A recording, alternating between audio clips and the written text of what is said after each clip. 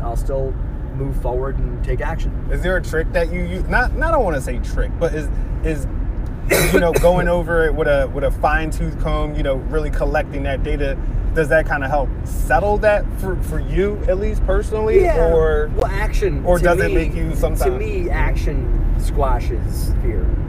Okay.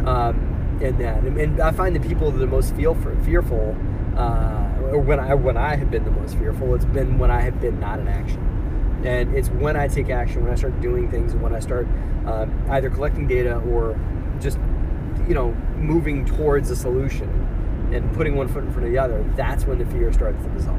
Yeah. That's how you dissolve it, is by just movement. Man. Now, do you have you have people that are reaching out to you on Mentorship Monday. Yeah. And I'm sure that you're getting a ton of questions, but I'm sure there's kind of an underlying... You can always use more. Help me at DeRosaGroup.com. That's right. But do you notice like a certain kind of theme kind of running out? Like you might get a bunch of different questions different ways, but they're really all kind of asking the same thing. There's a lot of how do I get started? Right. Okay. Yeah. Which is that? Do you think it's a lot of fear? What comes into that? How do you get started? How do you get started? I do? Well, I shared a mentorship Monday. I think we put it out last week about like the 10 things you can do to get 10 things you can do that you got to have on your team before you get started. That's correct. Yep. I mean, how you get started? I mean, you set goals first of all. You don't do what I did, is just get moving and start. I'll just figure it out. Now, set some goals. Decide what you want to do. Right? Somebody that wasn't happy, they were beeping at me. Always. They'll be all right. Well, if they ain't mad, they ain't happy. Gotta be positive. It's all good. That's right. It's all good. It's all good. Okay, you got to set goals, and then you got to build your team, and then you got to take action. Okay. Right? So set goals on what you want to create for yourself, what you want life to look like, the kind of business you want to build, and how big you want to be by certain time milestones and everything like that. And then the team you got to have in place: contractors, realtors, accountants, CPAs. Build that team.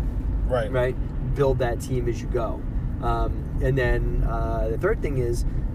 Just start doing things. I've got people that they've been going to like real estate club meetings or on BiggerPockets or whatever for 2, 3, 4, 5 years and haven't done a deal yet. Right. Yeah. I mean, just paralysis by analysis is just stuck. And so, just the problem that they're having is that they either haven't set their goals and not sure what they want to do, but setting some clear, concise goals will give you direction. Because okay, this is where you want to go. Now all you got to do is have the courage to start taking action, and it does take a lot of courage, especially at the beginning. Right. So, real quick, do you have? I don't. How do I say it? Is it a mantra? Is it a quote? Is it a saying? Oh, boy. Something about getting started, or something that you use to kind of get things done. For example, for me, if I get overwhelmed, I kind of always say, well, you know what? Completion is better than perfection. So just something like that to kind of get me going. Do you have anything like that? I've never heard that before. No? I've never heard that before. That's deep. That's deep, man. So I believe it though. I feel that. I got a lot of little mantras. I quote Henry Ford all the time. Whether you think you can or you can't, you're right. Right. Right. Because I play mind games with myself, and I do Jedi mind tricks on myself. Right. To convince myself I can do things, or that I can take enough. things on, or whatever. Right. Right. Yeah. Yeah. So that's one that I throw out there. Okay. Yeah. Man, you know what? And, you talked about the Jedi mind tricks, the mind games. And I'll just kind of stack it all on top with this one thing as well too. When you're working for yourself, you're talking about being accountable. You have to take action, and being inside your own head. Because a lot of times when you're just starting, you have to be accountable for yourself. Yep. So, what's the importance of it to be accountable, or to be accountable, but also to still be kind to yourself? Does that make sense? Yeah. Especially when it comes to yourself. When it's self-talk, it's kind of different than you would talk to a friend. So I think that the biggest factor in that is loving yourself. Okay. And not berating yourself or beating yourself up if you make a mistake. Right.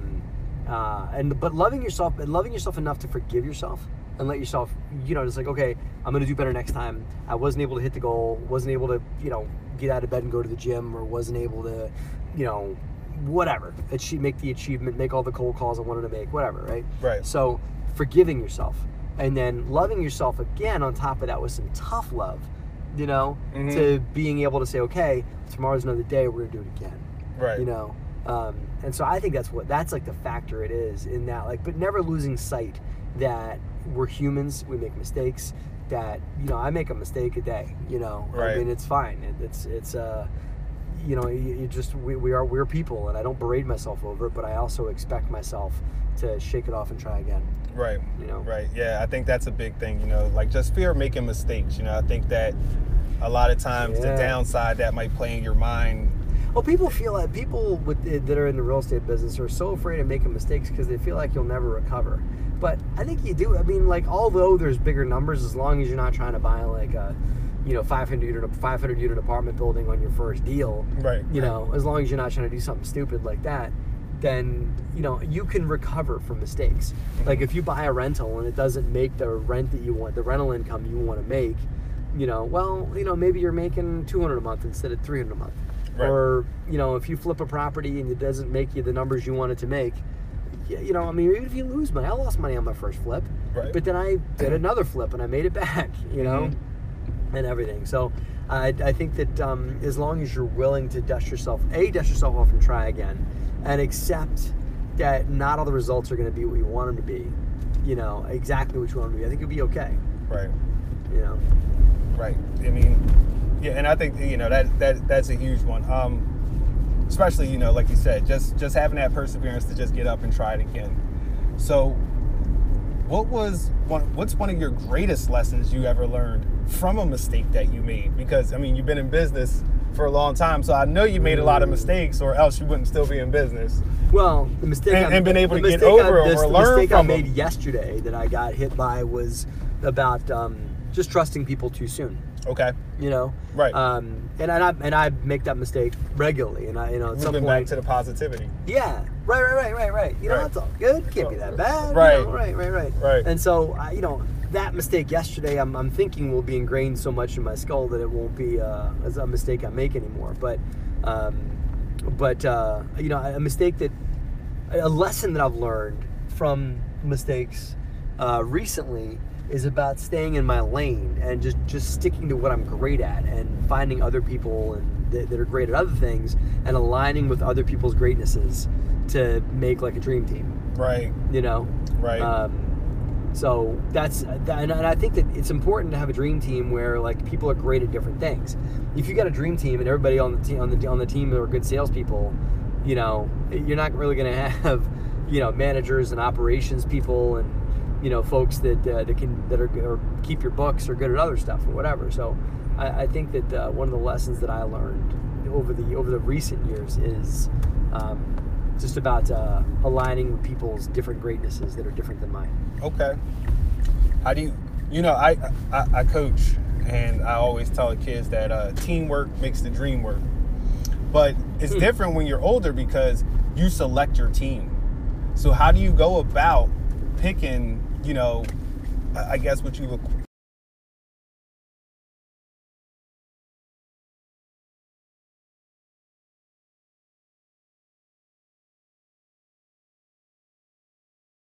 find what my least favorite things to do are. Right. And I find someone, and if I'm aligning with someone, I find that they like to do those things. Okay. Because believe it or not, there's people that like to do things I don't like to do, and that I like to do things they don't like to do. Right. Yeah. So I try and find that level of affinity with people. So I guess really the key to picking a good partner or somebody to work with, another team member, is really, first of all, knowing yourself. Yes. You have to know yourself first. Right. That's the biggest. Once you know yourself truly and know what you're good at, what you're not good at, and you're clear on those things, and you're willing to be accountable to yourself, and you're willing to love yourself and forgive yourself and hold yourself accountable, and shake it off and everything like that, and try again through tough love and everything. Once you're able to do all that, then I think you set yourself up for success. Right. You know, because then you can really be free to operate. Well, free to really look yourself in the mirror. I mean, I had a business partner a little while ago, a couple of years ago, that we did some deals with. And when anything went wrong, man, he would just blame everybody else. You know, it was always somebody else's problem. Like, the labor contractor, the guy, the team that we have is lazy, and the inspectors really got us, or the tenants are unreasonable, or the home buyer, you know. But never once did he go like this. Right. You know, not one time in my whole time of working with him. And, you know, and I think that's probably one of the reasons why we end up not working together anymore, because I can't, it's hard to work with people that aren't willing, that don't really truly know themselves or have the courage to blame themselves when a mistake comes up. It's very and powerful. to really look themselves in the mirror. Right. And this guy couldn't look himself in the mirror, you know, or really own, you know, who he was, or you know, be responsible for his actions and everything like that, or being willing to change or take measures to become a better human. Right. You know. Right. So, man. Well, this is my 2 cents, but well, you know what? It's a valuable 2 cents. yeah. So that was great, man. You know, that was a nice little chat today, especially when it comes to overcoming fear, because I think that's a big thing. That's a big hang up that a lot of people have. Like you said, one of the biggest traits that you notice is always the whole getting started factor. So basically you're saying, you know, find out your strengths and your weaknesses, know yourself, you know, and then really taking action is what can overcome that fear of starting. I think that's what I said. It's roundabout, and staying positive, you know. Yeah. Believing that, you know, I'm just riffing, man. I'm just talking. You know, you persevere, something good is going to break for you, man. You're going to get something. That silver lining is going to appear. Yes, it will. So, cool. Awesome, man. Chat with the Mets. They're always awesome. Thank you. All right, man. So until next time. All right.